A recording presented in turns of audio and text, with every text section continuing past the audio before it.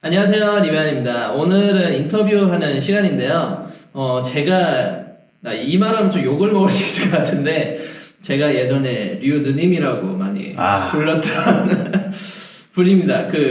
그때 한창 유행했던 게 무한도전에서 유느님이 많이 유행했거든요. 유재석 분의 칭송하는 얘기죠. 류느님이라고 많이 썼는데 그렇게 부른 이유가 제가 그때 외적 접근성에 굉장히 꽂혀 있었거든요. 근데 거의 외적 접근성의 초기? 거의 1세대라고 거의 보시면 될 것 같고 같이 책도 썼었고 그리고 여러분이 잘 아시는 한국형 외적 접근성 지침 그거에 대한 지침을 좀 만드신 분이 같이 참여를 하시고 만드셨던 분이라서 그 분을 모시고 오늘은 좀 외적 접근성에 대한 얘기를 좀 하려고 합니다.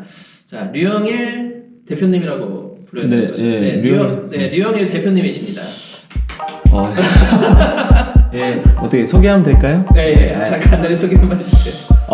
저는 여기 보시는 게 좋아요. 저기 네. 우리 하성필님을 저는 이제 우리 현장 시절에 하팀이라고 불렀어요. 하팀 하성필 팀장으로 만났기 때문에 하팀이라고 불렀고 말씀해주신 대로 제가 웹 접근성 초기에 제가 이제 완전 초기는 아니에요, 사실. 이제 한국정보화진흥원에서 일을 하면서 제가 아마 처음으로 만들었던 거는 평가 가이드가 될 것 같습니다. 그래서 인증 마크를 따기 위한 가이드. 그렇죠. 품질 인증 담당을 했었습니다. 그래서 그 과정에서 사실은 제가 이제 전문성이 있기보다는 자리가 사람을 만든다고 이제 그런 업무를 계속 하다 보니까 관련해서 지침도 만들고 또 각계 전문가들 만나면서 저도 같이 이제 성장해 갔던 그런 시절이 있었죠. 그때 이제 같이 일을 좀 한 적이 있었는데 저한테 류느님이라고 이렇게 불러가지고 예. 어깨 좀 상상하시고. 잠시 좀 교만했었습니다. 예. 교만했어요. 사실 제가 웹 접근성 지금 유튜브에도 좀 많이 올라갔어요. 웹 접근성 지침 1번부터 23번 항목까지 하고 그리고 자가진을 할 수 있는 툴들도 한 4-5가지 소개를 해주고 지금 계속 촬영도 하고 있는데 웹 접근성에 대해서 저도 뭐 정의를 내려주고 저희 구독자분들에게 했지만 이 웹 접근성에 좀 쉽게 얘기하면 어떤 건지 좀 얘기해 줄 수 있는지. 웹 접근성 이제 기본적으로 이 인터넷 찾아보시면 인터넷에 경사로를 놔준다라고 되어 있어요. 네, 되어 있는데 저는 그 표현 자체에 조금 이 대상을 한정짓는 표현이 있다고 생각해요. 예, 사실 접근성은 어떠한 기술이나 어떠한 환경 그리고 어떠한 대상에게도 쉽게 접근할 수 있게 하는 성질이거든요. 그러니까 이거 기술 쪽이라든지 뭐 사람이라든지 이런 걸 좀 다 포괄하는 이 좀 표현이 있었으면 좋겠다 생각했는데 너무 어려워요. 그래서 아직 그거는 저는 그냥 함께하는 모두가 함께 할 수 있는 웹? 이게 정확한 어떤 표현인 것 같아요. 그렇죠. 이게 어떻게 보면 접근성이라고 생각하면 다들 장애인만 생각을 하는데 사실 물론 이게 장애차별금지법을 시초로 해서 이게 어떤 규제가 일어나고 이렇게 된 거긴 하지만 어떻게 본질적으로 들어가면 모든 사용자인 거잖아요, 이게. 그렇죠. 우리나라에서는 거의 장애인 접근성이라고 불리지 그렇죠. 사실 중국 같은 데서는 어르신 접근성이라고 하거든요. 시작 자체를. 예. 어르신 접근성이라고? 시니어, 영어로 시니어. 영어 잘하시죠? 시니어 접근성이라고 해서 출발했어요. 사실 우리 하여튼 영어도 잘해야 돼요. 우리 영어 W3C 진출하는 분들이 없어. 그래서 우리 접근성이 수준이 사실 한국이 제일 앞서 있는데도 불구하고 이끌어가는 분들은 샬라샬라 하시는 분들, 좀 그 부분도 좀 아쉽고 저도 그래서 지금 영어 공부 열심히 하고 있습니다. 어쨌든 중국 같은 경우는 좀 대중이 공감할 수 있는 그런 시니어 접근성이라는 이름으로 가거든요. 근데 내용은 같아요. 우리가 하고 있는 접근성 내용이 같아. 그런 면에서 우리나라도 한번 좀 공감을 얻을 수 있는 부분들, 나는 그런 의미에서 우리 하팀이 지금 하고 있는 유튜브 방송 진짜 열혈 애청하고 있고 지금 이제 17명만 더 들어오면 이제 구독자 2,000명. 이게 나갈 때쯤에는 250명, 2,500명쯤 됐을 거예요. 하여튼 제가 좀 채워드리겠습니다. 구독자 응원합니다. 이러려고 시작한 건 아닌데. 좋아요. 네. 2000년도 후반부, 2000년 중후반부로 다시 좀 초반으로 좀 돌아가 보면 사실 이 접근성이라는 얘기가 그때쯤은 되게 생소한 단어였거든요. 사실 왜 표준과 접근성이 어떻게 보면 약간 비슷한 시기에 이거 나오게 된 거잖아요. 그렇죠. 예전에 계속 테이블 코딩만 막 하다가 그렇죠. 이제 표준 코딩 되면서 접근성 얘기도 좀 나오기 시작했는데 이 지침을 어떻게 1.0부터 만드신 건가요? 1.0이 있는 상태에서 이제 제가 평가 가이드라는 거를 처음 만들었어요. 네. 왜냐하면 여기 지금 접근성 하시는 분들 다 공감할 거예요. 이게 첫 번째 검사 항목이 대체 텍스트를 적절한 대체 텍스트. 애매한 단어들로. 네. 네. 근데 얼마나 좀 진짜 야박했냐면 이거는 심사 받아봐야지 내가 적절했는지 안 적절했는지 알 수 있는 거예요. 맞아요. 그 아우성이 엄청났어요. 판단해줄 수가 예, 예. 근데 좀 우리나라 이제 공공기관이 조금 이런 권위 의식이 좀 있어. 제가 느끼기에도 제가 공공기관 있었을 때도 너 탈락 이렇게 하니까 이거는 넣어봐야 내가 어떻게 떨어졌는지 이유를 알고 그거 수정해서 가면 다른 이유로 탈락하고 그랬던 거예요. 그래서 제가 시도했던 게 아까 말씀해주신 국가표준 1.0을 토대로 진짜 세분화해서 도대체 어떤 수준이 적절하냐 이거를 시도했던 거죠. 예. 이것을 물론 지금 평가지를 만들고 이제 2.0까지 올라오게 됐잖아요. 2.0은 참여를 하신 거고. 네. 예. 그 지침을 만들게 된 좀 계기라고 해야 되나요? 왜 만들어야 됐었고 이걸 왜 해야 됐었는지에 대한 좀 태생? 이걸 왜 만드는 1.0에서 2.0 갈 때? 뭐 어떻게든 이 지침이라는 자체가 생겨나는 거에 대한 일단 네, 좀 히스토리를 말씀드리면 우리나라에는 이 웹 접근성이라는 게 도입된 게 2003년부터로 이제 알고 있고요. 2003년에는 어디 갔다 설명해도 모르죠. 뭐야 이렇게 되는 거예요. 예, 너무 그 개념이 없는 거죠. 그리고 아시겠지만 접근성 자체가 귀찮습니다. 그냥 내 작업해서 먹고 살기도 바쁜데 여기서 뭔가를 더 추가해야 되는. 쉽게 얘기하면 내가 장애인도 아닌데 나는 눈 잘 보이는데 난 마우스질 잘하는데 여기다 뭔가를 더 붙이라고 하니까 공감 형성이 안 된 거죠.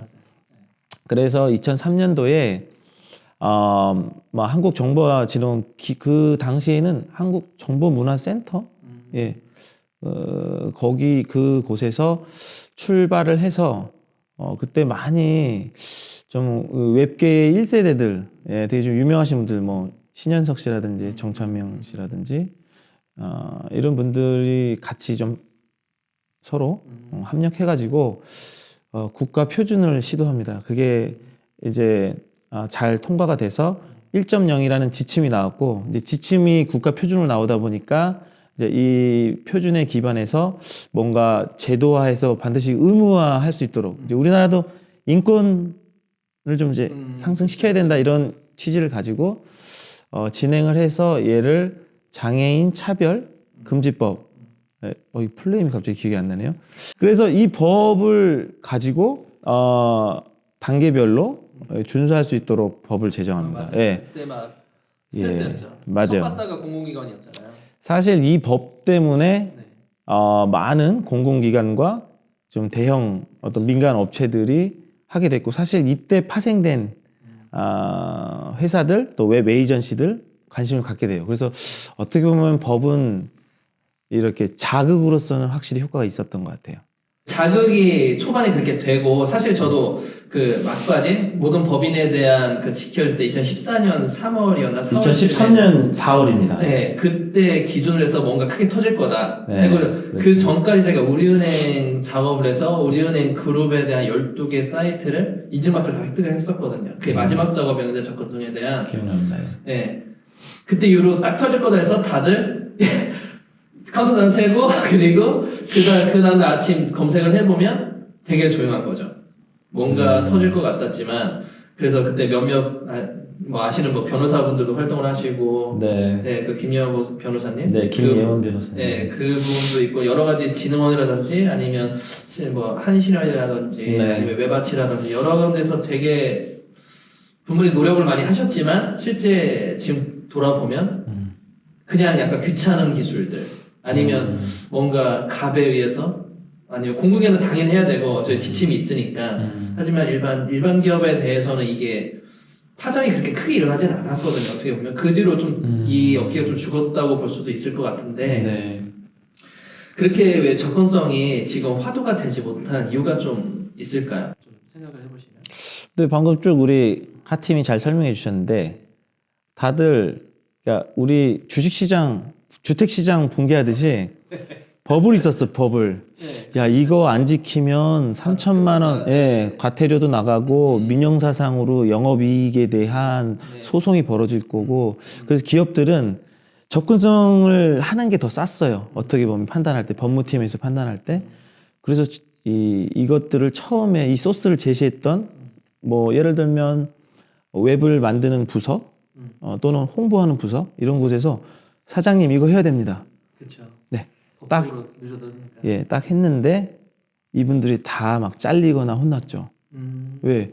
아니 당신이 주장해서 이렇게 돈 많이 들였는데 아무 일이 네 아무 일이 일어나지 않은 거예요. 그렇죠. 되게 조용했지. 그게 이제 분석을 해보면 법 자체가 아무나 이걸 준수하지 않은 데 대해서 의무화에 대해서 의무화를 요구할 수 있는 게 아니라 장애인 당사자가 자기 피해 사실을 입증해야 돼요. 이게 좀 구조적으로 어려웠고 좀 법을 하시는 법 전문가분들도 입증을 왜 피해 당사자가 전문성도 없는데 그걸 입증해야 되냐. 요거를 지금 뭐 장애인 차별금지법 난점으로 꼽거든요. 이런 부분들도 좀 있었고 그러니까 결국은 아무 일도 일어나지 않다 보니까 굳이 투자할 필요를 잘 못 느끼는 거죠. 결국 이제 공감을 못 일으킨 것이 이제 문제였고 그럼에도 불구하고 좀 소식을 알려드리면 우리가 이렇게 좀 기초 작업을 했던 것 같아요. 이 뒤로 미국이라든지 항공사라든지 도로교통부 같은 데서 이거 준수하지 못하면 너희 항로를 폐쇄하겠다. 이런 것들이 2013년, 4년, 뭐 5년도 키오스크까지 해야 된다. 이런 것들이 나타나거든요. 그러니까 시점은 참 좋았어요. 근데 이게 우리나라 어떤 민족의 근성이랄까요? 야, 정말 이기주의일 수 있을 것 같아요. 이런 부분 때문에 활성화되지 못했고, 그래서 관련된 웹 접근성 기업들이 저 진짜 손에 꼽는 것 같아요. 얼마 없죠. 네, 지금 저희 회사가 살아남는데, 이 회사들이 다 없어져서 어떻게 보면 저희 회사에는 거꾸로 매출이 올라가고 있습니다. 네, 사실 제가 가르친 학생도 지금 다니는 회사 중에 하나가 시도에 다니고 있거든요. 네, 좀 잘했던 회사죠. 예. 네, 접근성을 잘 안 하고요. 그러니까 사업도 많이 없을 뿐더러 오히려 다른 쪽으로 사업을 좀 확장해 나가는 업체 중에 하나로 좀 바뀌고 있더라고요. 좀 네. 안타깝죠. 그런 많이 회사들 보면. 안타깝습니다. 네. 우리나라는 이렇게 해서 좀 약간 별거 아니네, 그냥 안 해도 되네, 그냥 법이 지키라고 하면 뭐 공공기관은 어쩔 수 없이 다 지키지만 그렇지 않고 있다는 현실인데 해외 같은 경우에는 좀 어떤가요? 이런 부분에 대해서. 해외는 좀 이제 나라마다 좀씩 다른데 확실히 인권이 좀 확실히 보장되는 선진국의 경우는 굉장히 강합니다. 좀 수준을 말씀드리면 우리나라의 지침은 우선순위를 쳤을 때 제일 급한 애들만 24개 하는 거예요. 근데 미국이나 특히 호주 같은 경우는 최고 수위 쉽게 얘기하면 어르신들이나 막 어린이들까지도 다 이해할 수 있게 우리나라 지침이 없는데 예를 들면 용어가 어려워도 안 돼요. 그 용어의 레벨이 있어요. 이 단어는 1레벨이다. 이 단어는 3레벨이다. 그래서 몇 레벨 이상의 단어를 쓰면 그러니까 용어 해설을 하거나 또는 쉬운 단어를 선택하도록 하는 저는 그게 좀 취지에는 맞는데 반대 공급자 입장에서 보면 너무 이제 괴로운 거죠. 힘들죠. 네. 이 만드는 사람 입장과 이용하는 사람 입장이 상충할 수 있습니다. 제가 이제 미국 같은 경우는 이제 이렇게 조사를 해보니까 미국에서는 어떤 일이 있냐면 세탁소가 있어요. 굉장히 큰 대형 세탁소에 장애인 차별금지법에 의해서 이 진입로가 없어가지고 예를 들어 계단인데 휠체어나 어떤 거동이 힘드신 분들 그렇죠. 이런 완만한 경사들이 있어야 되는데 그렇죠. 경사로가 없다 보니까 내가 이 대형 좀 값싼 이 세탁소를 이용할 수 없다고 해서 진정을 제기를 해서 벌금을 3천만 원 정도 물었어요. 근데 이거를 연속으로 3번 당합니다. 그래서 업체가 망합니다. 네, 세탁소 문 닫았어요, 결국. 그래서 그 주에서 이 기업들을 보호하기 위한 법을 또 마련합니다. 아, 법과 법이 싸우고. 네. 우리 주에서는 그거 안 통해. 예. 그러니까 이렇게 굉장히 인권에 대해서 굉장히 좀 강한 면모를 보이는 게 좀 선진국들의 특징이고, 호주는 제가, 결혼 10주년 기념으로 놀러 갔어요. 예. 갔다 왔는데, 정말 놀랬던 게 장애인이 많이 보이더라고요. 실제로. 많이 보이는데, 맥도날드를 갔더니 자막이 나오더라고요. 방송에. 우리 청각 장애인들을 위한 자막 방송 하듯이, 예. 그리고 지하철을 타면 이 보청기에 바로 다이렉트로 안내해주는 시설이 돼 있고요. 서로 이 와이파이나 블루투스로 연결돼 네네. 있고. 이 보청기에만 들리는 안내. 청각 장애인들은 웅웅 들린대요. 그 안내 방송이. 근데 그거를 우리 여기 마이크로 지금 방송 타듯이 다이렉트로 들릴 수 있게 해주는.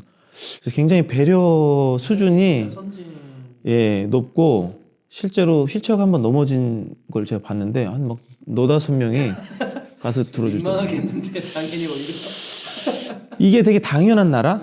예, 참 보기 좋았어요. 저는 약자를 배려하는. 저는 인증제도가 어떻게 받게 되냐면, 외국 얘기 좀 해드리면서 말씀드리면, 외국에는 이렇게 국가적으로 인증기관 있는 데가 단 한 군데도 없습니다. 심지어 우리나라는 실태조사가 있어요. 실태조사를 이렇게 국가에서 하는 나라는 없어요. 만약 나온다면 저는 중국이나 일본 정도 앞으로 나올 수도 있을 것 같은데, 선진국들은 어떤 분위기인지 말씀드릴게요. 혹시 애플리케이션도 제작하시나요? 앱? 제작 하이브리드만 하면 죠. 하이브리드. 그러면 제가 예를 들어서 아이폰에 앱을 개발했다. 올리면 심사받죠.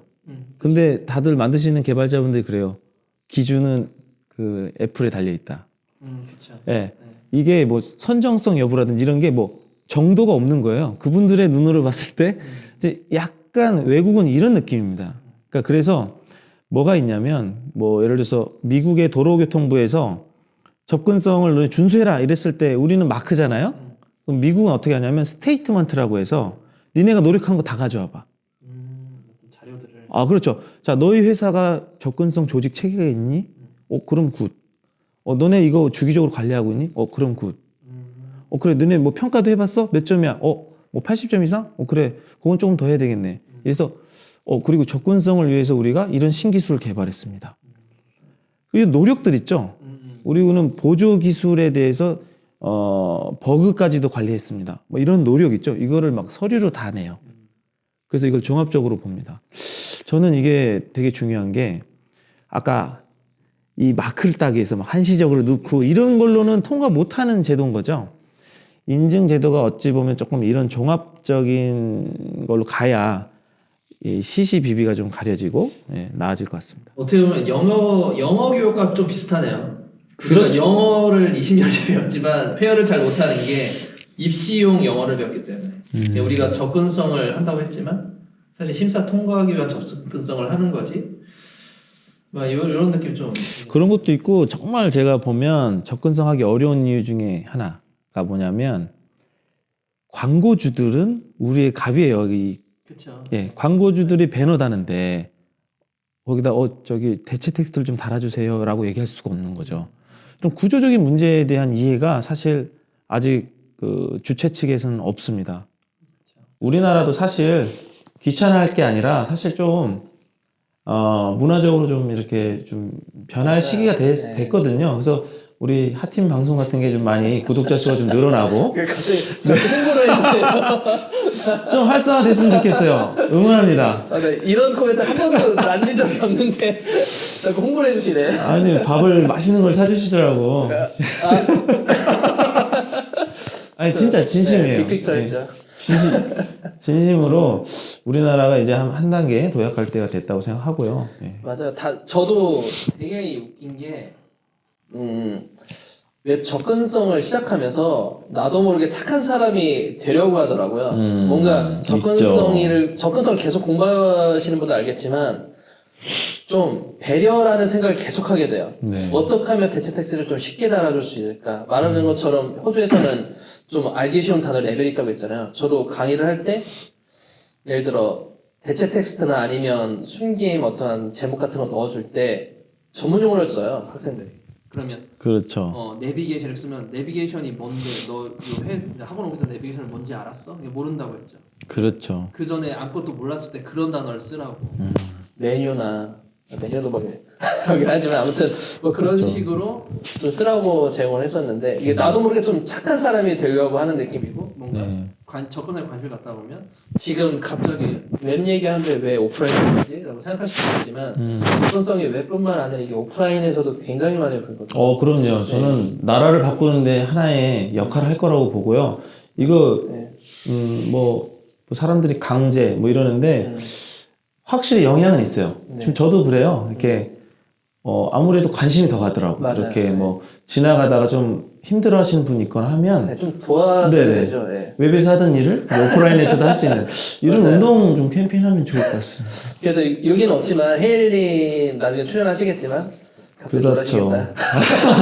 아무튼 출연을 하실 거예요. 네, 그 헤일님 얘기를 중간에 한번 직접적으로 들은 거잖아요. 직접 시각장애 분이시니까. 그렇죠. 네, 그 처음 들었을 때 되게 약간 쇼킹했거든요.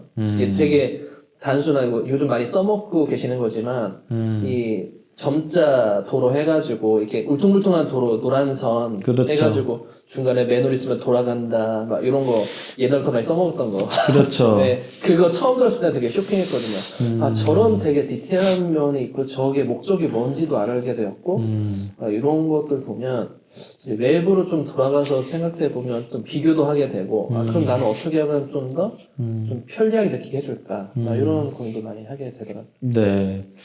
김혜일님 꼭 출연해 주시고 저도 김혜일님을 이제 정보화진흥원 시절에 심사위원으로 발탁하면서 알게 됐는데 사연이 되게 슬프더라고. 왜냐면 정말 기계도 좋아하고 지금은 다시 그 의술이 좀 좋아져서 그래도 조금 저시력으로 한 단계 됐는데 저시력만으로도 되게 좀 어떻게 보면은 좀 기뻐하는 모습을 보면서 약간 신봉사 약간 느낌. 그렇죠. 이게 아예 안 보이는 거랑 와이프분도 이제 조금씩 보이기 시작하고. 그렇죠. 근데 저기 봉사라는 표현도 되게 좋은 단어가 아닙니다. 그래서 우리가 좀 꿀팁으로 말씀드리면 제가 접근성 컨설팅을 하면서 컨설턴트 양성 과정들이 좀 있었어요. 정말 좀. 그런데 이분들의 본인은 아닌데 표현을 자, 이 검사무가 어떤 장애 유형에 적합할까요? 질문하니까 팔 잘리신 분이요. 이렇게 얘기를 하는 거예요. 미친 거 아니야? 그거 미친 건데? 그분은 전혀 모르는 거지. 그분은 본인이 이게 비하한지도 모르고 쓰는 표현. 이거 하려면 장애 유형을 잘 알아야 돼요. 그래서 시각장애인이라는 단어를 평소에는 잘 안 쓰게 되잖아요. 그죠? 아까 봉사라고 하셨잖아요. 아니야, 그거는 옛날 그 고전 동화에 대한 비유를 한 거고. 그러니까 심시각장애인 이렇게 동화를 바꿔야 돼요. 비하하는 이건 표현. 아니야. 귀머거리 이런 표현 쓰면 안 됩니다. 그죠. 그래서 좀 접근성을 하기 위해서 이런 기본적인 개념도 이제 이해하면 좋을 것 같습니다. 인증마크에 대해서 살짝 돌아와서 인증마크 얘기를 해보면 이게 약간 변태적으로 바뀌었다고 해야 되나? 변태. 약간 접근성을 지키면 된다. 이꼬르 인증마크 따면 해결된다. 이 얘기가 아방리에 그리고 대부분의 작업자분들이 그렇게 이해를 하세요. 좀 약간 암울한 이해이긴 한데 자 그럼 인증마크를 따면 접근성이 좋아지는 거예요.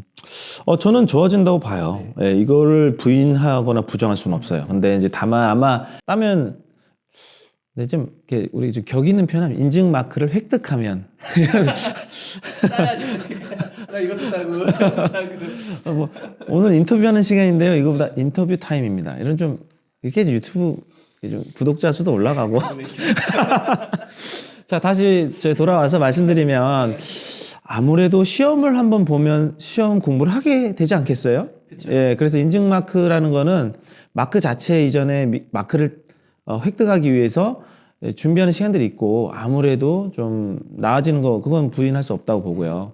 문제는 뭐냐? 가장 문제는 인증 마크를 받기 위해서 편법으로 그쵸. 잠깐 이 콘텐츠들 내렸다가 마크 받고 다시 올리는 거를 정말 많이 봤습니다. 심지어는 이제 저도 정말 어쩔 수 없는 경우에는 막 그렇게 참 되더라고요. 그것이 어떤 시스템의 한계가 아닌가. 그래서 어떤 분들이 이런 질문 많이 하시는데, 아니 인증 마크가 있는데 첫 페이지부터 팝업이 막 뜨고, 그죠. 팝 한 4-5개씩 막 떠버리고. 아니 뭐 자막도 없는 영상이 맨 앞에 있는데 이게 어떻게 마크를 받을 수 있습니까? 메인 페이지는 무조건 필수인데. 참 할 얘기가 없더라고요. 근데 인증 기관의 기준은요, 사후 관리를 하도록 돼 있어요. 그렇죠. 근데 게릴라성이나 이런 것들로 평가할 수 있는 어떤 인력이나 이런 것이 없다 보니까 부족하죠. 예. 어떻게 보면 그래서 유효기간을 1년을 주는 것밖에 안 되긴 하지만 네. 1년에 한 번에 심사 통과를 하기 위해서 네. 나머지 예를 들어 360일을 그냥 음. 접근성이 제대로 안 된 사이트로 되다가 그 순간 잠깐 반짝해서 며칠 올려줘. 몇 달 올려줘. 맞습니다. 그리고 또 우리 그 어르신들께서 야, 다 필요 없어, 마크 하나면 돼, 이런 또 의식. 맞아요. 이게 우리나라의 어떤 주입식 교육과 또 어떤 그런 실적주의에, 예. 그래서 우리 그 대입도 자꾸 사회 문제가 나오지? 이게 연결돼 있네요, 접근성이. 다 연결돼 있어요. 우리 대입도 보면 자꾸 많은 게 생기잖아요. 수시라든지 이 딱 시험 망친 사람은 그냥 대학도 좋은데 못 가고, 제가 그랬거든요. 페이지 한 장 넘기는 바람에 수능에서. 우리 시청자분들께서 인증마크에 대해서 좀 부정적인 거를 받으시는 거는 제가 정확하게 합니다. 일단 저희 현재 인증기관이 3군데로 이제 민간 뭐 장애인 단체죠. 정확하게 3군데에서 지금 기관이 되어 선정이 돼서 진행 중인데 각자의 기준이 다릅니다. 지금도 달라요? 다릅니다. 좀 통일된 줄 알았는데.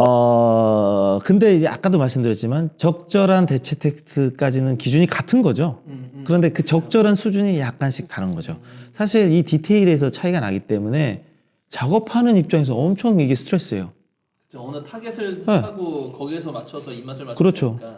프로젝트가 이게 얼마짜린데 나 하나로 인해서 이게 떨어졌을 때 올 이 무게감. 그래서 기본적으로 기분이 나빠요. 이런 부분도 사실 깔려 있고, 인증기관에서 아무래도 좀 마크를 주면서 조금 값 같은 느낌을 받을 수밖에 없습니다. 이런 부분들에서 아마 어려움이 있고, 그래서 정확하게 요구하고 싶은 건 이겁니다. 기준을 통일해 달라. 그리고 이거를 뭐 각자에게 물어볼 게 아니라 어떤 문의처라든가 정확하게 인증 품질을 관리하는 곳이 있었으면 좋겠다. 뭐 요즘 아니지만 예전에 유행했던 그 컨트롤 타워. 그렇죠. 지금 컨트롤 타워가 단어가 컨트롤 타워. 좀 지금 뭐 한국정보진흥원의 웹접근성 연구소라는 거기 문의를 하시는데 정보진흥원에서 뭐 답을 할 수도 없는 그런 좀. 근데 그 게시판 담당 전문 심사자들이 있지 않나요? 이 부분도 지금 현재는 정보 접근성 지킴이라는 그 멘토분들로 이제 지금 돼 있는데, 사실 이게 돈을 받고 하는 게 아니기 때문에. 바뀌었네요. 네, 그래서 이거를 좀 책임 있게 지금 달고 있지는 않고, 약간 저도 느끼는 건데 자꾸 시들해지려고 하는 것들이 있어요. 그래서 조금 중심부터 그렇게 시들해지시면 안 되는데. 그렇죠. 그래서 또 정보진흥원 담당자분도 계속 바뀌시다 보니까 열정을 가질만 하면 이제 또 순환보직이 되는 부분도 하나의 또 공무원에 대한 패턴이 좀 그런 게 좀 아쉽죠. 많이 아쉬워요. 네. 한 분의 전문가가 있으면 딱 좋은데, 물론 그분이 옳고 그런 걸 떠나서 뭔가 많은 걸 알고 계속 계실 거니까. 접근성만 그런 건 아니에요. 제가 그렇죠. 모든 분야가 다 그렇죠. 제가 이 접근성계에 좀 이단아 같은 성질이 있어서 장애인 단체 막 경찰 신고도 막 받고 제가. 제가 이제 일단 뭐 자를 건 알아서 자르세요. 네. 제가 인증 담당할 때 이 사용자 평가 할 때 사실 상지장애가 평가를 해야 되거든요. 근데 하지장애가 평가하고 있는 이런 사실들도 제가 발견하고 이러니까 막 압력이 오더라고요, 압력이. 잘라요 이거? 아니 마음대로 하세요. 저는 나는 상관없어. 고스란히 또 가는 거 아니야? 아니요. 제가 이게 이단아라니까요. 그래서 제가 이제 뭐 그런 부분 보면서 이거는 JTBC 한번 출연하는데. 네, 이런 이제 이게 장애인 전유물 같이 되면서 어떻게 보면 우리 접근성이 좀 더 대중적으로 나가는데 또 인증 그 기관도 다 장애인 단체다 보니까 아까 장애인차별금지법에 의해서 이렇게 어떻게 보면 찔러야 되는데 그쵸. 찌를 분들이 평가를 하다 보니까 고객이잖아요. 이런 부분들로 인해서 점점 둔화되는 부분도 없지 않아 있습니다. 맞아요. 예. 상하관계에 대한 그런 문제들도 있죠. 그래서 약간 논외지만 헤일님이 한때 블랙커슈머로 약간 그런 분들이 좀 있었잖아요. 그렇죠. 이게 장애인분들이 어떤 진정을 넣기 위해서는 전문 지식이 필요한데 우리나라 시스템에서는 그런 분들이 이렇게 전문 지식도 있고 장애인이니까 예를 들어 피자헛이면 예전에 피자헛이라고 했나? 피자헛을 한번 그렇죠. 찔렀죠. 네, 피자헛. 근데 이건 또 이거 꿀팁입니다만 국가인권위원회에서 만약에 피자헛에서 접근성을 준수하지 않아서 이거를 그러니까 진정을 넣게 되면 인권위원회는 피자헛만 검사하는 게 아니고요. 피자 업계 6군데를 한꺼번에 검사합니다. 카테고리를 다. 이게 약간 뭐라 그럴까요? 이렇게 타겟한다라는 느낌을 주지 않기 위해서 그 업계를 같이 합니다.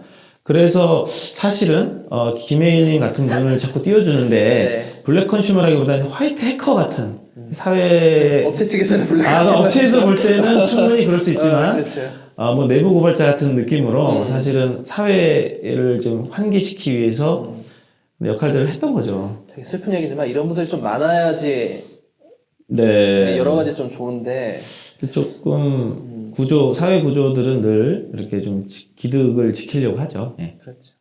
공부하시는 분들 접근성을 그리고 지금도 뭐 접근성 프로젝트 하시는 분들이 있지만 인증 마크를 떠나서 접근성을 잘 하려면 어떻게 해야지 좀 잘한다고 좀 생각이 듭니다. 네.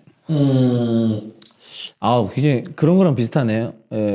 어떻게 하면 공부를 잘할 수 있냐. 그렇죠. 네.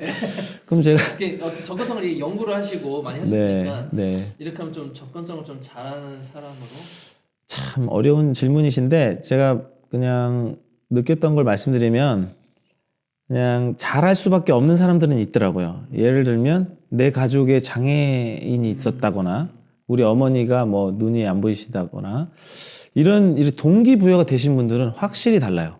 자세 자체가. 그래서 접할 때 이게 공감이 되시는 거예요. 그래서 훨씬 습득이 잘 됐다. 그래서 제가 꼭 강조드리고 싶은 건 접근성을 할 때 진짜 중요한 게 동기부여인데 그러면 우리는 인간은 이기적이기 때문에 동기부여를 나한테 해야 됩니다. 자, 조만간 나도 눈이 침침해질 때가 오는 거예요. 명도 대비를 잘 지켜야 되겠다. 중요합니다. 이게 규제가 아니라 나를 위한 보험입니다. 예, 그래서 좋은 얘기네. 네, 그래서 우리가 이제 또 정보화 시대를 살지 않겠습니까? 4차 산업혁명 시대가 오면 우리는 원치 않아도 IT를 다 접해야 되는 시기거든요. 이런 측면에서 시기적으로 그다음에 65세 인구가 2050년이 되면 우리나라의 38%가 됩니다. 이거 엄청나요. 자, 그럼 뭐예요? 경제도 그렇게 따라가는 거죠. 이제는 이 접근성이 대세가 되는 시대가 온다. 이거는 거의 확신하셔도 돼요. 지금 이 시점에서 보시면 아무것도 아닌 것처럼 보이지만 아까도 말씀드렸다시피 미국에서도 규제가 들어올 정도로 전 세계적인 어떤 흐름이기 때문에 돈 벌 수 있다. 이런 마인드로 일단 동기부여를 하시고 사전 투자. 그렇습니다. 제일 중요한 거는 마음의 변화. 네, 이걸 가지시고 접근성을 외우면 외워지는데 그렇죠. 그냥 뭐 대체 텍스트, 뭐 자막 이러면 내 공감이 없기 때문에 들어오질 않고 무조건 귀찮고 규칙으로만 생각하는. 네, 자꾸 추가한다고 생각하고 이렇게 되는 거죠. 그래서 참 어려운 질문이시지만 답을 드리자면 나에 대한 어떤 미래에 대한 보험이다. 예, 이게 거의 확실히 온다. 이런 자세가 공부하는 데 도움이 될 거라고 보고요. 굉장히 예상치 못한 답변을 들어가지고 그다음 되게 좋은 것 같아요. 그런 생각으로. 하나만 더 추가를 드리면 앞으로 우리가 인생을 길게 봐야 돼요. 120세 인생. 예, 그렇죠? 벌써? 예. 120세로? 아니 이제 이제 의학도 발달하고 이제 저희가 인생 2모작이나 3모작까지 얘기가 나오거든요. 자, 접근성은 알바로서 너무 좋습니다. 이거를 해두면 진짜로 본업을 하시면서 이렇게 평가할 때 이런 추가적인 것들도 좀 생길 수 있고요. 뭐 수화 통역 이런 것도 전국에 1000명밖에 없대요. 예, 그리고 4시간 이상 못 한대요. 그러니까 이런 것들이 하나의 부업으로서 좋습니다. 네, 배워두세요, 다들. 이 방송을 열심히 들으면 네, 돈 받으세요. 나도 수학 스터디해야 되나? 지금 드릴 질문은 제 경험이거든요. 제가 뭐 많은 접근성 프로젝트 해봤지만 좀 되게 웃긴 게 접근성을 한창 이게 막 이슈가 됐을 때는 접근성을 무기로 써요. 하나의 작업의 무기로. 제가 우리은행의 가장 큰 프로젝트였으니까 우리금융을 작업을 했을 때 제가 심사 그 접근성 컨설팅 PL도 있었고 네. 그리고 제 중심으로 해서 접근성이 나뉘었는데 작업자들이 저한테 얘기하는 것과 클라이언트분들 저한테 얘기하는 게 좀 달라요. 예를 들어 대체 텍스트를 예를 들어 캡션이에요. 캡션 넣어야 되는데 진짜 많이 넣어야 되는 거야. 금융권은 너무 많다 보니까 표가 수천 개 수만 개니까. 그러면 어떻게 다르냐? 이렇게 달아야만 접근성 시키는 거 아니냐? 아니면 이렇게 뭔가 처리를 하면 접근성을 못 지키니까 해야 된다. 뭐 이런 식으로 해서 어떤 업무를 안 하기 위해서 접근성 핑계를 대고 무슨 업무를 하기 위해서 접근성 핑계를 대고 뭐 이런 경우가 있고 네, 이제 업무량을 줄이기 위한 거죠. 그리고 클라이언트 측은 접근성이 뭐길래 우리 은행에 실제 접근성을 문의하는 사람이 1%도 안 된다. 실제 사용자 조사를 해보면 0.몇% 되는 인원을 가지고 이 이슈 하나 때문에 작업을 못하고 뭐 이런 데 말이 되느냐. 이건 오히려 역차별이 아니냐. 많이 들었죠. 네. 그런 얘기를 들으면 좀 어떠세요? 자, 여기서부터는 제가 다른 접근성 전문가와 다른 의견일 수 있어요. 근데 제가 아까도 공감을 얻는 게 굉장히 중요하다고 얘기했는데 일반적인 접근성 전문가는 여기서 이렇게 답을 합니다. 이거 반드시 준수해야 되는 거고 또 이런 부분들이 있어서 설득을 해야 된다. 이렇게 얘기를 하면서 작업을 하시는데 대다수의 접근성 전문가분들이 제 표현으로는 좀 강성이세요. 강성. 예를 들면 마이 웹의 대체 텍스트를 마의 웹이라고 썼어요. 오류예요, 아니에요? 뜻만 전달된다면 오류가 아니에요. 이거는 발음도 비슷하거든요. 그리고 이 정도면 노력과 이런 거에 대해서 어느 정도는 인정해주면 저는 오류까지는 아니고 뭐 수정을 하시는 그렇죠 조건으로 뭐 인정할 수 있을 것 같거든요. 근데 뭐 이런 걸 틀렸다 막 가차없이 이렇게 되거든요. 이게 오히려 접근성을 인기 없게 만드는 요인이 되고 있고요. 실제로 접근성을요. 아까 무기라고 얘기하셨는데 무기가 되면 안 됩니다. 사실은 어떤 의미냐면 현업도 고려해야 되는 거예요. 그러니까 이게 부담을 너무 지우게 그러니까 예를 들어서 제가 이거 비유를 하나 말씀드릴게요. 계단이 있는데 경사로를 놔주면 휠체어도 갈 수 있으니까 접근성을 높이는 거죠. 그러면 경사로의 길이가 길 수밖에 없습니다. 그렇죠. 계단하고 똑같이 해주세요는 안 되는 거예요. 그러니까 실제로 이거는 장애인 당사자들도 그 정도를 더 수용하거든요. 예. 그래서 뭐 어떤 노력이 필요하냐면 일단 세련돼야 돼요. 접근성 적용하고 났는데 되게 막 구닥다리 오토 태핑을 오류로 하시는 분이 많아요. 근데 그게 아니에요. 오토 태핑이 돼서 비장애인들도 편하고 다시 되돌아가서 수정할 수만 있으면 되는 거거든요. 근데 이런 지식들이 잘 전달이 안 돼서 야, 오토 태핑은 접근성 오류야. 셀렉트 박스가 있으면 무조건 고 버튼이 있어야 돼. 이렇게 이해하시는 분들이 많아요. 근데 그게 아니라 우리는 더 연구해야 돼요. 더 세련되고 비장애인과 장애인을 만족시킬 수 있고 실제로 업무 당사자들이 돈을 좀 많이 쓰지 않을 수 있도록 그 업무 효율성도 사실은 고려를 해야 돼요. 네, 그래서 무기가 아니라 정말 잘 화합할 수 있으면서 좋은 사회적 의미를 지니는 기술이 될 수 있도록 더 많은 기술 연구가 필요하죠. 약간 덧붙이면 어떻게 보면 이 작업자들 사이에 접근성을 지킬 때 논제를 이해를 못해서 무조건 고 버튼 붙여라 막 이런 게 나오는 거거든요. 그렇죠. 그걸 왜 붙여야 되는지에 대한 맥락만 이해를 하면 굳이 안 붙이고 여러 가지 할 수 있고 말 그대로 아까처럼 예를 들어 로그인 페이지면 자동 포커스가 아이디 쪽으로 가도 오류가 아닌 것이 그거 자체로는 뭐 물론 접근성 지침에 내가 의도하지 않은 초점 뭐 이동이 발생하면 안 된다 뭐 이런 식으로 나와 있지만 기능이 실행되면 되지 않는다라고 나와 있지만 네. 사실 그 맥락을 이해를 왜 이런 지침이 나왔을지를 이해를 하게 되면 네. 그 오토를 대더라도 쉬프트 탭이라든지 그냥 탭을 했을 때 전혀 문제가 없으면 우리가 아닌 것처럼 너무 중요한 질문 해주셨어요. 네, 그래서 이 작업자의 맥락을 알아야 되거든요. 그렇지 않고 그냥 서류 그대로만 이해를 하게 되면 이게 아까처럼 그 무기가 그렇죠. 되고 막 그렇게 되는 거죠. 이래서 유튜브가 이렇게 흥하는 거예요. 진짜 좋은 질문. 정말 좋은 질문입니다. 정말 이 결과만 보는 분들이 많아요. 뭐 이거 안 된다던데? 저쪽 페이지도 저렇게 했는데 우리도 이렇게 네. 해야지 뭐 이런 저쪽 저렇게 했는데? 네. 근데 사실 지침을 잘 읽어보시면 말씀하셨던 의미가 있어요. 왜 이 지침이 탄생했고 왜 이렇게 하는지. 그다음 이런 것들이 이해가 안 됐을 때 저와 우리 하성필 팀장이 함께 썼던 책을 좀 보시면 뭐 띄워줄 수 있죠? 메일 쪽에 있어. 내 블로그에 메일 있어. 네, 거기에 다 팔려야 제가 2세가 이제 업그레이드 된 게 얘기를 하면 안 나가는데. 돼요. 잘 팔렸다고 얘기해야지. 아, 예. 지금 몇 건 안 남았어요. 네. 어쨌든 그런 왜 이 지침이 나왔고 방금 하신 이 맥락을 이해하는 게 유연성 확보에 도움이 됩니다. 맞아요. 네. 예, 그래서 제가 하나만 딱 예를 들면 정지 기능 있죠, 정지 기능. 정지 기능. 슬라이드 배너에 대한. 그렇죠. 슬라이드도 있지만 예를 들면 영상이 틀어져 있거나 이럴 때도 이제 정지돼 있어야 하는데 이러닝 사이트에서는 정지 기능 적용하는 게 좋은 게 아니에요. 그렇죠. 예, 왜냐하면 다음이라는 것 자체가 내가 그 다음 영상을 보겠다는 거기 때문에 근데 이거 오류로 잡는 경우가 굉장히 많습니다. 그래서 이런 유연성들이 앞으로 나와야 할 지침의 다음 버전이라고 저는 생각을 하고 이런 노력들이 좀 정부나 좀 뭐 인증기관 업계나 이런 데서 좀 활발히 논의됐으면 좋겠어요. 그러니까 유연성을 하면 사실 그걸 글로 표현하기 되게 힘들거든요. 어떻게 보면 그 지침이라는 게.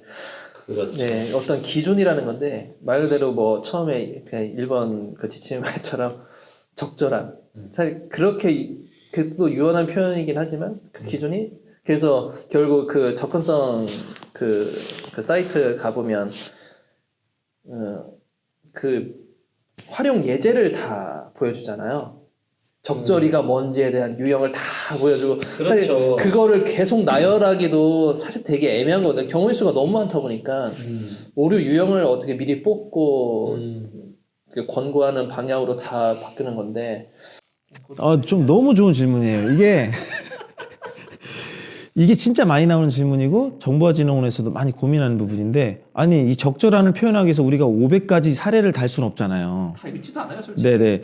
이 자체는 하나의 예시인 거죠. 이런 흐름이다라는 예시인데 여기에 매여 있는 게 우리나라 국민의 스타일인 거예요. 제가 아까도 예. 그게 학업이랑 비슷한 거죠. 뭐 학업이랑 비슷해요. 질문 주면 답이 반드시 있어야 된다. 뭐 이런 거죠. 예, 그래서 이렇게 해서 짜장면이 몸에 좋습니다. 그럼 짬뽕은요? 이렇게 되는 거예요. 근데 그게 아니라 제가 이것도 문화적인 얘기인데 우리나라 국민성이 좀 바뀌어야 될 게 정계를 한번 진출하시면 이게 진짜 진짜 이게 너무 제가 하고 싶은 말이어서 이게 뭐냐면 제가 얼마 전에 이 문재인 정부 2020년까지 노 플러그인 정책을 하고 있습니다. 지금 이제 거기에 제가 액티브엑스 같은 거. 그렇죠. 액티브엑스라든지 플러그인들을 사용하지 않는 보고서를 제가 이제 썼어요. 그러면서 해외 5개국을 조사를 하게 됐거든요. 근데 진짜 좀 깨는 거. 네. 정말 우리나라 좀 바뀌어야 되겠다 싶은 거. 우리나라 웹 DRM 아시죠? 네.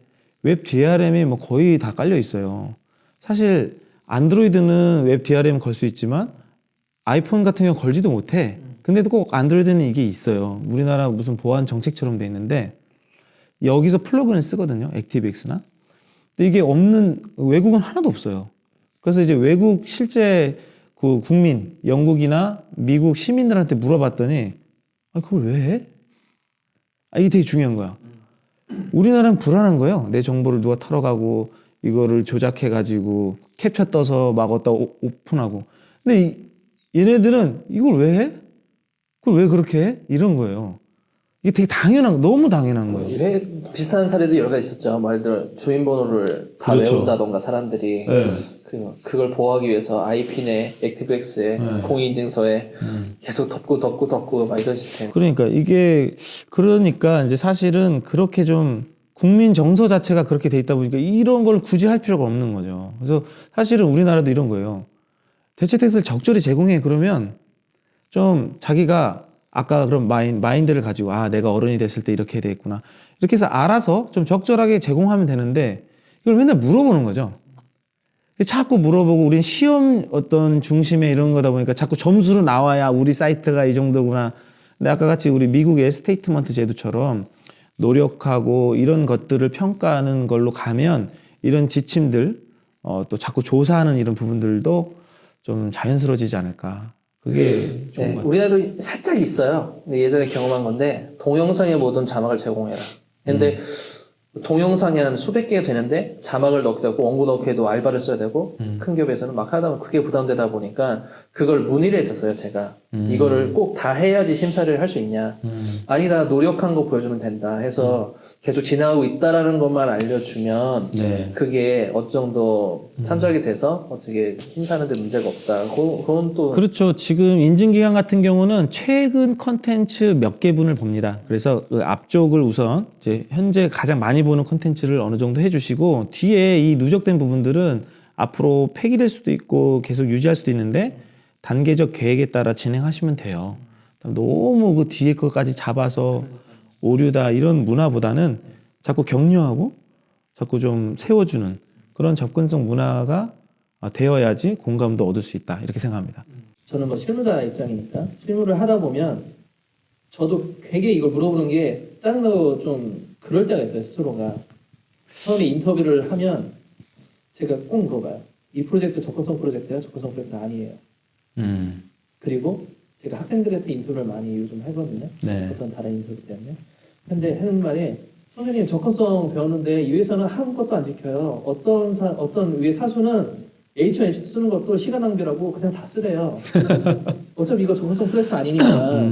그래서 이런 접근성 프로젝트와 일반 프로젝트가 나뉘는 현상에 대해서는 어떻게 생각하세요? 결국은 그 아까 지시했던 그분이 시멘틱한 개념을 모르는 거고 그 향후의 파장들을 잘 모르는 거죠. 결국은 더 배워야 돼요. 그렇죠. 이게 검색 가능성이라든지 이런 것들을 고려하지 않는 거죠. 이게 접근성 문법, 접근성 만드는 법이라고 하지만 이게 교육에 서로 다 얽혀 있잖아요. 그럼요. 얽혀 있고 표준도 얽혀 있고 접근성 그럼요. 있다고 호환성 다 얽혀 있는 건데. 그럼요. 우리 접근성 그 원리 중에 견고성이라는 게 있잖아요. 그러니까 이 접근성은 사용성에도 어느 정도 영향을 미치고 표준을 지킨다는 건 곧 호환의 개념을 갖고요. 그래서 이게 아까도 이 마인드가 중요한 게 얘를 잘 알아야 돼요. 그래야지 이제 할 수 있고 그다음에 하나 추가하고 싶은 건 아까 우리 하팀도 귀찮은 거 인정하죠? 완전 귀찮죠. 귀찮은 거 되게 많아요. 네. 제가 큰 프로젝트를 경험해 보니까 퍼블리셔가 엄청 쳐요. 접근성은 그래도 퍼블리셔가 좀 많이 아시잖아요. 현재까지는. 그러니까, 네. 근데 사실은 개발자가 많이 알아야 됩니다. 개발로 하면 THTD를 자동으로도 달아줄 수 있고 서머리도 단계에서 할 수 있어요. 네. 근데 이제 개발이 이것에 더 나가서 웹 기술로 발전을 시키는 거예요. 유튜브에 어떤 우리의 음성을 자막으로 내보내는 것처럼 이런 기술들이 발전해서 사실은 우리도 이 코딩 그 공수를 줄이는 노력을 해야 되지. 맞아요. 사실 노가다라는 의미가 자꾸 유지되고 있으면 안 됩니다. 자동화 기술 같은 네. 거 어느 정도 발전해야 돼. 그렇죠. 완전 자동화는 어렵더라도 최소한 좀 귀찮은 부분들을 해결할 수 있도록 개발 개념에서 좀 더 접근성 기술들이 나와주고 최종적으로는 인공 눈이 나와야 돼요. 인공 인공눈을 얘기하시는. 인공 눈이 나오면 사실 안 해도 됩니다. 네, 그러면 저희가 설 자리는 없어야 됩니다. 근데 저는 우리 회사가 망했으면 좋겠어요. 망했으면 좋겠어요. 진짜 모든 분들이 직원분들이 듣고 있는데. 아니요. 우리도 이런 사회에서 네. 저도 뭐 푸드트럭을 진출하든지 이렇게 이제 여러 가지 경쟁에 대해서 고민을 해야 돼요. 이 접근성으로 계속 이제 유지하는 것 자체도 우리 사회가 발전하지 않는구나 이런 생각도 사실 있고요. 좀 그런 건 있죠. 네, 제가 더 나아가서 접근성 기술을 연구하는 소프트웨어 회사가 될 수도 있는 거죠. 그런 의미로 좀 많은 일반 웹 에이전시에서 좀 필수적으로 접근성을 습관처럼 할 수 있는 그런 날이 왔으면 좋겠습니다. 그렇죠. 근데 요즘은 돈벌이 수단으로 접근성 어떠한 RFP에 접근성이라는 게 있으면 아 이거는 접근성 있으니까 좀 더 받아야겠다. 뭐 이런 식으로 약간 사업 개념으로도 많이 들어가가지고 그렇죠. 근데 일부러 안 하는 경우도 있어요. 오히려 왜냐하면 2차 사업, 3차 사업 때문에 이거는 접근성 개편하는 목적으로 해서 따로 제안을 하려고 그런 식으로 일부러 안 하고 들어가는 업체들 빅픽처로. 네, 네. 굉장히 많거든요. 그렇죠. 또 돈을 타내기 위해서 쓰는 용도일 때도 있는데. 일부러 RFP 없으면 일부러 안 만들고 제안도 안 하고 1차 만든 다음에 근데 그럴 필요가 없어요. 제가 볼 때. 예. 그때 돈 받고 왜 필요가 없냐? 웹사이트는 살아있는 유기체거든요. 콘텐츠 계속 들어오고 접근성은 계속 내려가게 돼 있습니다. 그냥 계속 넣어도 돼요. 계속 유지해주는 그 자체 비용이 유지보수 비용과 같이 드는 것이 접근성이고, 예, 유지보수 사업에도 반드시 넣어야 되는데 조금 잘 안 되고 있죠. 지금 우리나라에서는. 네. 아까 초중반에 얘기했던 그 중요도랑 클라이언트 인식 그리고 작업자 인식 문제들도 있고 사회적인 문제들도 있기 때문에 순조롭게 들어가진 않죠. 너무 진지하게 하고 있는 것 같아 이거 접근성. 중간중간에 계속 웃으면서 많이 했는데 계속 개그로 만들려고 해요. 아니 이게 유튜브가 발전하려면 그런데 우리 주제 자체가 이게 재밌을 수가 없어. 사실 이쪽 분야에 일하는 사람들에게 좀 해주고 싶은 얘기 있어요? 이거를 지금 이렇게 현상으로 보면 되게 변두리 같고 이게 조금 뭐 옵션 같고 그렇게 보이실지 모르겠지만 웹의 창시자인 팀 버너스리의 어떤 표현대로 이것은 웹의 본질이에요. 웹의 힘은 보편성에 있는 거거든요. 그래서 사실 조금 내가 이런 일을 한다. 우리 콘덴싱 보일러 지구를 지킨다는 그런 느낌이죠. 우리가 뭐가 달라요? 우리가 정말 웹의 이 접근성을 지키는 때 많은 기술과 많은 대상들을 포용해 줄 수 있는 일을 우리도 한다. 혹시 뭐 자녀가 있으신 분들 그거를 CF로 한번 찍어볼까? 좋아요. 약간 패러디해서? 좋지. 자녀가 있는 분들 아빠 무슨 일해? 나 우리나라에서 이렇게 소외되고 정보에 이렇게 취약한 분들을 위해서 그 자리를 넓힌 일을 해. 애들이 좋아해요. 우리 자녀들도. 그렇게 얘기하세요? 네. 근데 어느 날 중학교에 직업 설명을 하는데 웹 접근성 컨설턴트 이게 나왔더라고. 아 진짜요? 신기하네. 진짜로. 그래서 자격 요건 막 이렇게 해서 나오는데 보수가 높게 나왔더라고 거기에.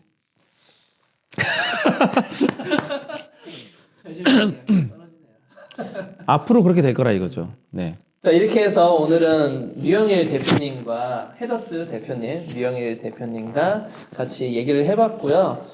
다음 시간에 좀 기회가 되면 계속 중간중간에 나왔던 그 김혜일님을 강제 초빙을 해가지고 삼자 네, 소환이라고 합니다. 소환. 한번 수다 한번 떨어보겠습니다. 햄버거를 먹으면서. 좋다. 자 그럼 오늘 여기까지 하도록 하겠습니다. 감사합니다.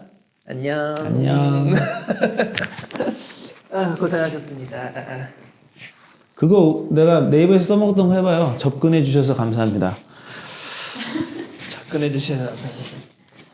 한 걸음 더 다가가겠습니다. 오 좋다. 그거 JTBC 손석희 같은 얘기 아니야? 근데 지금 뭐 손석희 무슨 일이 있는 것 같은데? 10말 2초 알아요? 네? 10말 2초? 그게 뭐예요?